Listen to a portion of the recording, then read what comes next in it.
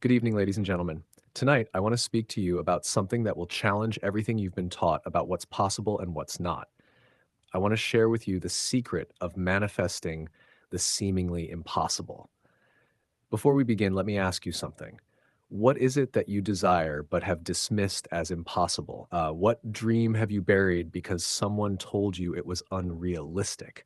What healing have you given up on because the doctors said it couldn't be done? What financial breakthrough have you stopped believing in because the circumstances seem too dire? What relationship have you written off because it appears hopeless? I want you to hold that desire in your mind as we speak tonight, because I'm going to show you that there is no such thing as impossible. There are only assumptions you haven't dared to make.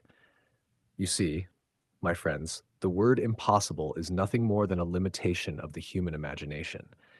It's a boundary that exists only in the minds of those who do not understand the true nature of consciousness. When you truly comprehend what consciousness is and how it operates, you realize that the only impossibility is impossibility itself. Let me tell you a story that happened just last month. A woman came to see me in tears. She said, "Neville, my son has been missing for 3 years. The police have given up. Everyone says he's dead. They tell me I need to accept reality and move on, but I can't. I won't. Is there anything I can do?" Now, by all conventional standards, this seemed impossible. 3 years missing, no leads, no hope, according to everyone around her. But I looked at this desperate mother and I said, "My dear, the only reality you need to accept is that your son is alive and coming home to you." "But how can you say that?" she asked. "You don't know what happened to him." I said, "I know something far more important. I know that consciousness creates reality, not the other way around. I know that what you assume to be true becomes true. And I know that if you can imagine your son walking through your door healthy and happy, and if you can feel the reality of that reunion with every fiber of your being, then that imaginal act must and will manifest in your world." She looked at me as if I had lost my mind, but I continued. "Every night before you sleep, I want you to hear his key in the lock. I want you to feel him embrace you. I want you to smell his familiar scent. I want you to have the conversation you'll have when he returns.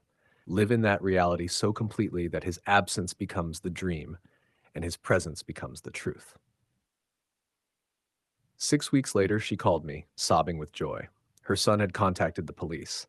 He had been suffering from amnesia after an accident, living in another state under a different identity. His memory had suddenly returned and he was coming home. Was this impossible according to human reasoning? Yes. According to the infinite power of consciousness, it was inevitable the moment she assumed it to be true. This is what I want you to understand tonight. There is nothing impossible to consciousness, because consciousness is the very substance from which all things are made.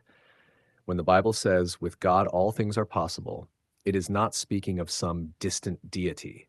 It is speaking of the God consciousness that you are. But why do most people fail to manifest what they consider impossible? Because they approach it with the wrong consciousness. They try to manifest the impossible while remaining in the consciousness of impossibility. They affirm their desire while feeling their limitation.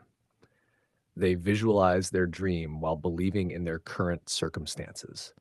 You cannot manifest the impossible from the state of consciousness that sees things as impossible.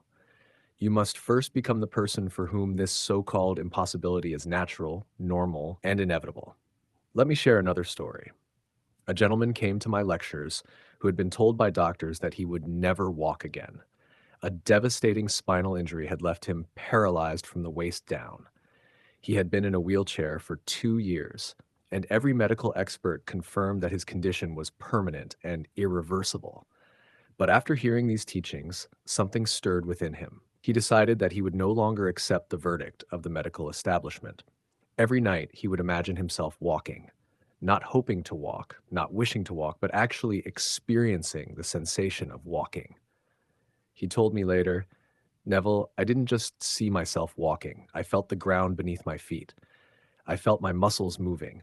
I felt the joy of motion through my entire body. I made it so real in my imagination that sometimes I would wake up surprised to find myself in the wheelchair." Month after month, he persisted in this imaginal act. His family thought he was in denial. His doctors were concerned about his mental state, but he knew something they didn't know. He knew that imagination creates reality. After 8 months of persistent imagining, something began to happen. He started to feel tingling in his legs, like sensations that doctors said were impossible, then slight movement, then strength returning. Within 18 months, he was walking again. The doctors called it a miracle. The medical journals called it unexplained, but he knew exactly what had happened. He had dared to assume what seemed impossible until it became inevitable. Now, I want you to understand something crucial about manifesting the impossible. It's not about overcoming obstacles. It's about transcending the consciousness that sees obstacles in the first place. The impossible doesn't become possible. Rather, you rise to a level of consciousness where impossibility doesn't exist. You see, what you call impossible is only impossible from your current state of consciousness. From a higher state, it's not only possible, it's already done. The person you become when you truly embody your desire doesn't struggle to make it happen because in their consciousness, it has already happened. This is why Jesus could say, whatever you ask in prayer, believe that you have received it and it will be yours. Not believe that you will receive it, but believe that you have received it. Present tense, already done. This is the consciousness that makes the impossible inevitable. But how do you develop this consciousness? How do you move from seeing something as impossible to experiencing it as already accomplished? The secret lies in what I call the leap of faith, but not faith as most people understand it. Faith is not blind belief. Faith is not hoping for the best while expecting the worst. Faith is not wishful thinking or positive affirmations. True faith is the ability to feel the reality of your desire so completely that it becomes more real to you than your current circumstances. Continues seamlessly with same flow, corrected grammar throughout. You are the operant power in your world. You are consciousness expressing as individual experience. You are the God of your own reality.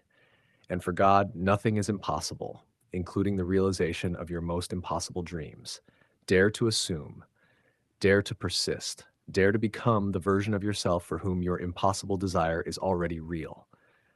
And if this message resonated with you, if it awakened something within you, then take a moment right now to commit, not tomorrow, not someday, but now. Commit to your new assumption, commit to your new identity, commit to your new reality. And before you go, make sure you subscribe to Stories and Quotesby for more powerful insights, life-changing stories, and timeless wisdom that will transform the way you think, live, and create your reality. Because your transformation has already begun, and your impossible life is waiting for you to claim it.